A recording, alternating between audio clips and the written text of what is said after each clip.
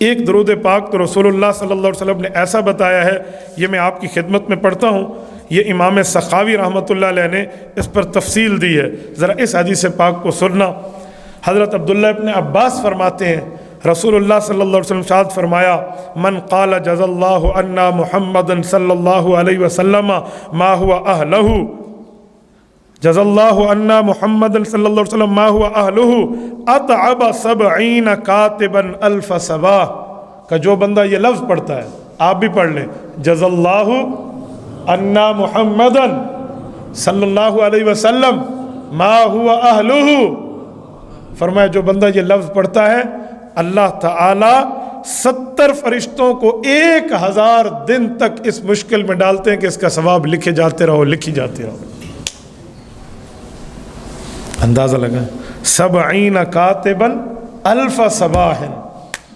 1000 دن تک، 1000 دن تک وہ اس ڈیوٹی پر لگ جاتے ہیں۔ جس نے پڑھا جزا اللہ عنا محمد صلی اللہ علیہ وسلم ما هو اہلہ، تو اس کے لیے یہ درود پاک اور اس کے لیے یہ اجر اس طرح لکھا جاتا رہے گا۔ تو ہم تو اپنی زبانوں کو درود پاک سے رطب اللسان رکھیں نا، یقیناً کروڑوں اربوں نیکیوں کا ہمیں فائدہ اپنے نامہ اعمال میں ہوگا۔ رسول اللہ صلی اللہ علیہ وسلم نے ایک بات مزید ارشاد فرمائی کہ جب مسجد میں داخل ہوں تو کیا پڑھو، اللہم افتح لی ابواب رحمتک، اس کے ساتھ درود بھی پڑھ لو، بسم اللہ والصلاۃ والسلام علی رسول اللہ، تو یہ بھی تمہارے لیے بہت بڑا اجر ہے۔ صحابہ کرام اس طرز پہ کرتے۔ اور جو شخص درود پاک نہیں پڑھتا، اس کو اللہ کے رسول کی طرف سے ایک ٹائٹل ملا ہے،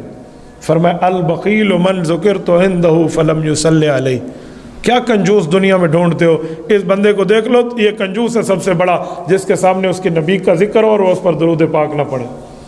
ایک محفل میں کئی بار حضور کا نام آئے تو کئی بار صلی اللہ علیہ وسلم پڑھیں جائز ہے، لیکن ایک بار اس محفل میں پڑھنا واجب ہو جاتا ہے بندے کو، ایک بار تو لازم ہو جاتا ہے۔ تو میرے دوستو اگر ہر بار پڑھیں تو کتنی بڑی سعادت ہے۔ میں نے حضرت حاجی عبد الوہاب اللہ اس کی قبر پہ کروڑوں اربوں رحمتیں نازل فرمائے، ان سے ایک عجیب جملہ سنا، فرماتے تھے حدیث پاک میں ہے شروع میں بسم اللہ الرحمن الرحیم کھانے میں پڑھ لو اللہ برکت دیتے ہیں، تو فرماتے ہیں یہ اسی طرح ہی ہم کرتے ہیں، لیکن اپنی رائے دیتے ہیں، حکم نہیں ٹھوستے تھے، اپنی رائے۔ کہا میری ترتیب یہ ہے کہ میں ہر لقمے پر بڑی تسلی سے بسم اللہ پڑھتا ہوں۔ آپ نے اس کا کام دیکھا ہے دنیا میں، 4 دانگ عالم میں بغیر جھنڈے، بغیر چندے اور بغیر ڈنڈے سے اس نے دین کا کام کیا،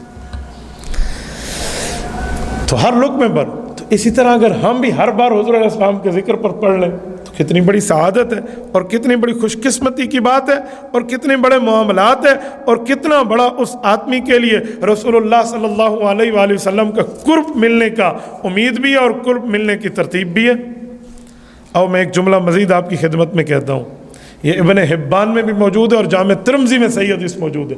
حضرت عبداللہ ابن مسعود فرماتے ہیں اللہ کے رسول نے فرمایا ان اول الناس بی یوم القیامہ اکثرہم علی صلاح،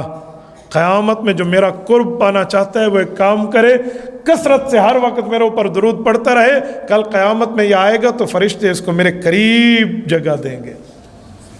جو قیامت میں قرب پائے گا۔ ایک اور حدیث میں ہے فَأَعِنِّي بِكَثْرَةِ السُّجُودِ وَالصَّلَاةِ، فرمایا قیامت میں میرا قرب چاہتے ہو تو زیادہ سجدے یعنی نماز کی پابندی کرو اور درود پاک کو پڑھو، اپنے نبی کا قرب مل جائے گا۔ قرب نبوی کتنی بڑی بات ہے یار، قرب نبوی کتنی بڑی بات ہے۔ یہ قرب تو ملا ہے ان صحابہ کو، ان اہل بیت کو جو دنیا کے لیے رول ماڈل بن چکے ہیں، اور رضی اللہ عنہم ورضوان کے ٹائٹل انہیں مل چکے ہیں۔ ہم رو رو کر اللہ سے مانگ رہے ہیں اللہ راضی ہو جا، اور رب ان کو فرما رہے ہیں میں تم سے راضی ہو چکا۔ یہ رضی اللہ دعا کے بجائے خبر ہے، ہم پڑھیں گے تو دعا ہے، لیکن جب اللہ نے فرمایا تو خبر ہے۔ رضی اللہ پاسٹ ہے، ماضی کا صیغہ ہے کہ میں تم سے راضی ہو چکا۔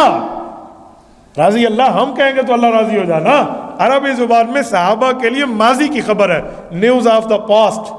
ماضی کی خبر ہے کہ میں تو تم سے راضی ہو چکا۔ کتنا بڑا ٹائٹل اور کتنا بڑا انعام ہے۔